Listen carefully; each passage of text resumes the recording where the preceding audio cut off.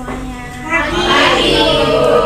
Pagi luar biasa. Gimana kabarnya hari ini semuanya? Alhamdulillah luar biasa. Allahu Akbar. Oh lemes banget sih hari ini. Oke, hari ini siapa yang tidak masuk? Desi. Pagi. Kenapa Eh, Desi? Katinya Bu. Dan Eko dan Eko. Terus Bu. Iya. Oke, sebelum belajar, ice breaking dulu kali ya? Cocok ya Bu ya? Bu, berdiri dong. Mau kalian buat lingkaran? Ya Allah. Tolong didengarkan. Jadi ice breaking itu bertepuk tangan sambil kayak oh ya. Oh tahu. Jadi abis tepuk tangan jadi dua tepuk tangan sambil gayanya 2 kali. 2 kali. Nanti berkeliling. Bebas. Bebas ya. Oke. Paham ya? Paham. Mulai 1, 2, 3.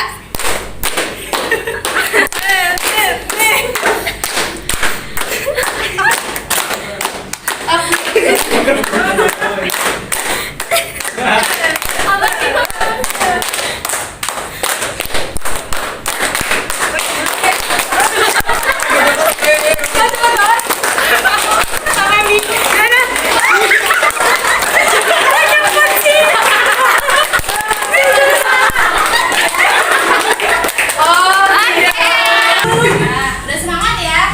Nah sekarang sebelum masuk ke materi berdoa dulu. Siapa? Kami belum lagi dong. Oke, Fahmi. Siapa? Sebelum belajar kita berdoa menurut ajaran dan kepercayaan masing-masing berdoa.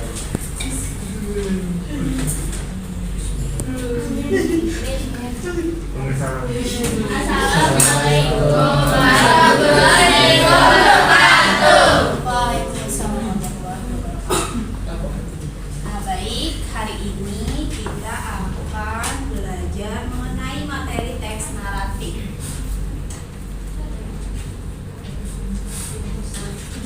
Di sini ada pengertian teks naratif. Sebelum itu Ibu mau tanya dulu, kalian pasti pernah kan mendengar cerita dongeng seperti bawang putih bawang merah? Ya. Atau cerita Cinderella?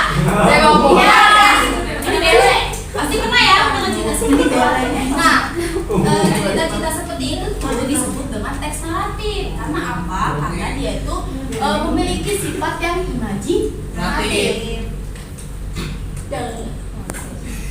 Jadi bersifat imajinatif itu artinya teksnya itu tidak benar-benar Terjadi. harus terjadi, ya bisa rekaan atau hayalan. Arti bisa juga berdasarkan pengalaman nyata asalkan disusun dalam bentuk cerita. Lalu pengertian yang kedua itu ada menceritakan rangkaian suatu peristiwa secara berurutan. Artinya ceritanya itu mempunyai alur, baik alur bagian awal, bagian tengah, dan juga bagian akhir. Nah biasanya kalau di bagian awal itu ceritanya itu memperkenalkan apa? Tokoh, latar, apa lagi? Suasana. Iya. Nah terus kalau misalnya di bagian tengah biasanya itu suka menunjukkan apa? Oh iya, konflik atau masalahnya ya.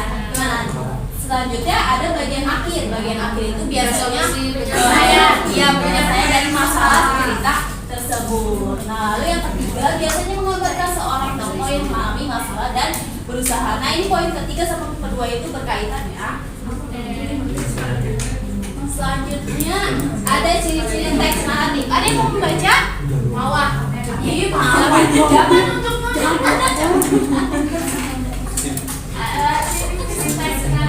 yang lain tolong simak ya.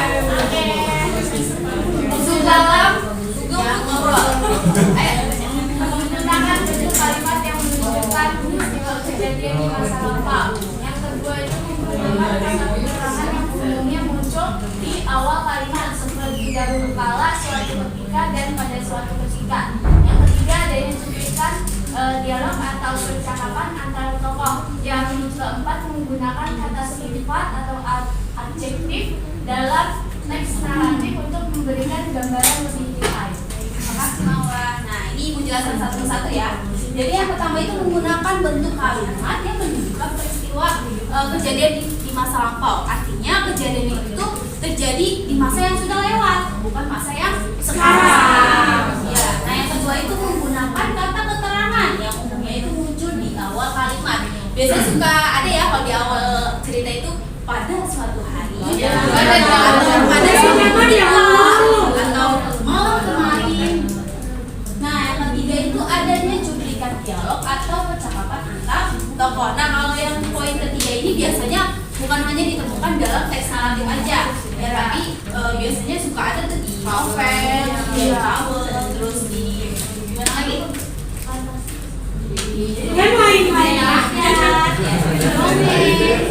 Nah lalu yang keempat atau yang terakhir itu menggunakan kata sifat.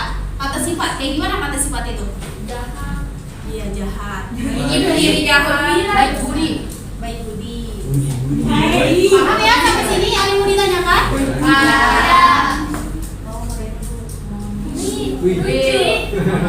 Selanjutnya ini ada struktur teks naratif. Struktur teks naratif ini dibagi menjadi 4. Ada orientasi, komplikasi, resolusi, dan koda. Nah nanti gua akan jelaskan satu persatu. Nah yang pertama ini ada bagian orientasi. Orientasi ini tuh adalah bagian awal atau struktur pertama dari teks naratif. Jadi orientasi ini adalah pembuka cerita. Biasanya berisi apa yang tadi sudah dijelaskan? Terus di mana tempatnya terjadi, terus waktunya kapan dan gimana. Nah yang kedua itu ada komplikasi. Ya, yang komplikasi ini tuh menjelaskan atau mendeskripsikan masalah atau konflik dalam sebuah cerita. Nah biasanya di bagian komplikasi ini tuh mulai muncul masalahnya atau konfliknya. Nah setelah ada masalah biasanya itu ada penyelesaian konfliknya. Nah dalam penyelesaian konfliknya ini tuh di teks naratif ini tuh disebutnya dengan resolusi. Nah yang terakhir itu ada apa Sugeng? Koda. Iya pada coba tolong bacakan. Bagian cerita teks naratif yang menyampaikan nilai moral, saran atau pembelajaran di bagian penutup. Nah di bagian koda ini anak-anak biasanya tidak selalu ada di bagian teks naratif ya, karena koda ini tuh isinya itu pesan moral atau amanat. Biasanya suka ada ya di akhir cerita itu amanatnya apa yang bisa kita petik dari cerita tersebut. Oke selanjutnya ada jenis teks naratif. Ada yang mau membaca? Fahmi baca silakan. Ayo maju.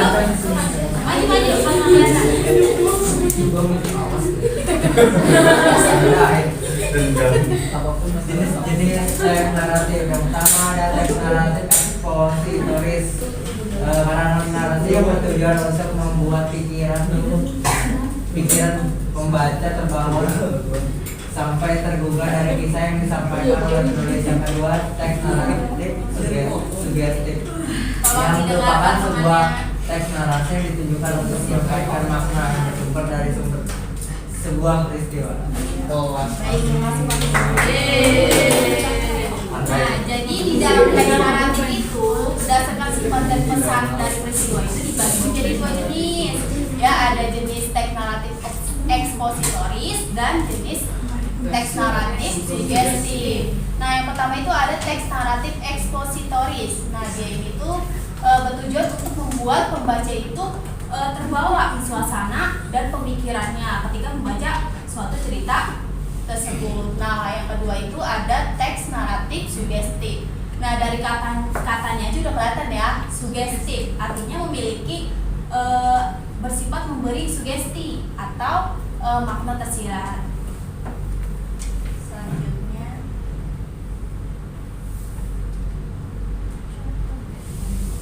nah ini ada contoh teks naratif ekspositoris. Ada yang mau membaca? Hanidah Bu.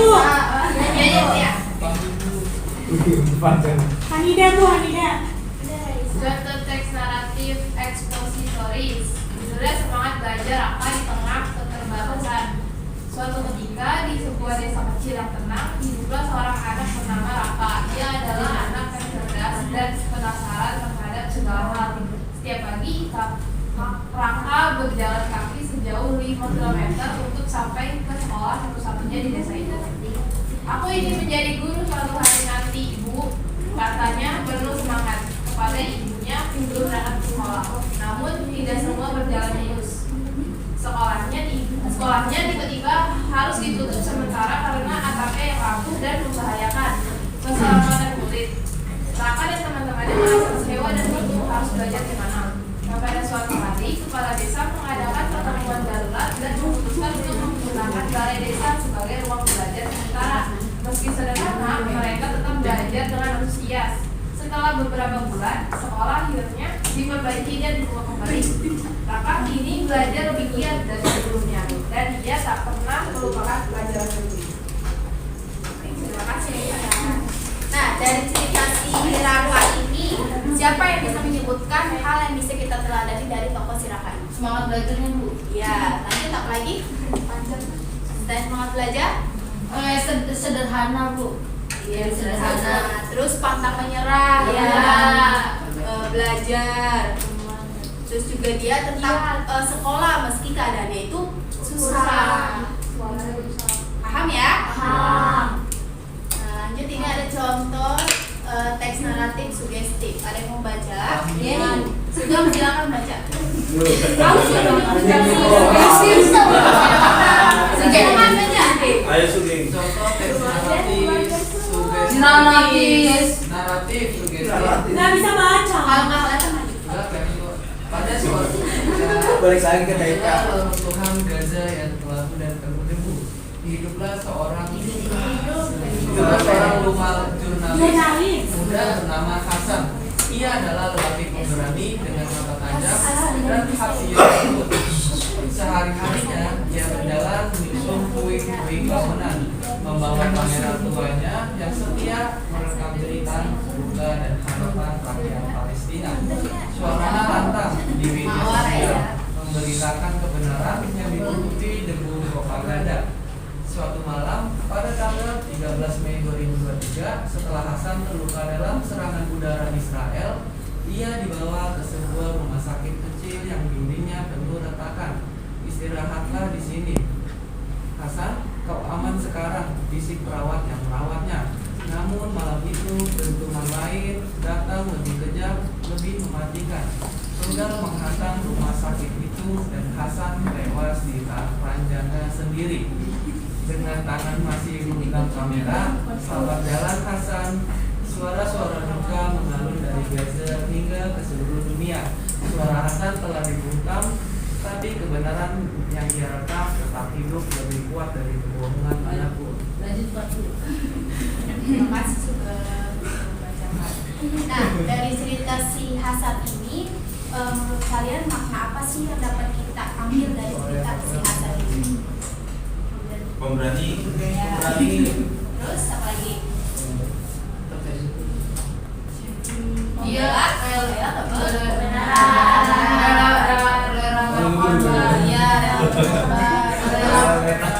menyuarakan pentingnya menyuarakan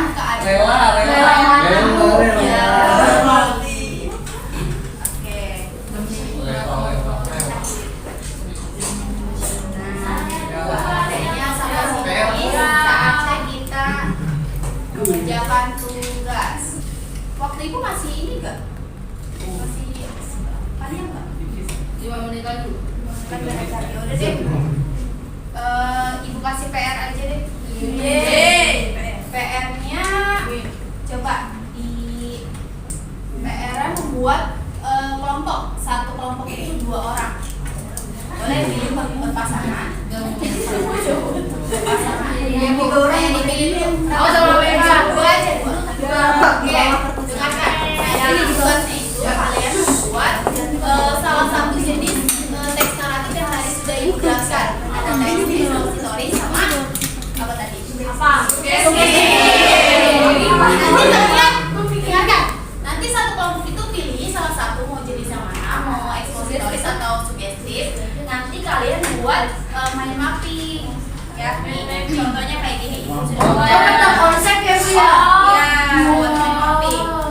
Kayak gini ya. Kalau bikinnya di kanvas, Jadi nanti misalnya kalian mau ceritanya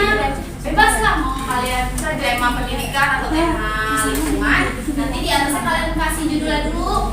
Habis itu nanti di sini kalian bikin strukturnya yang mana aja yang termasuk orientasi kalian bikin di sini nanti. Apalagi tadi strukturnya rasa Orientasi.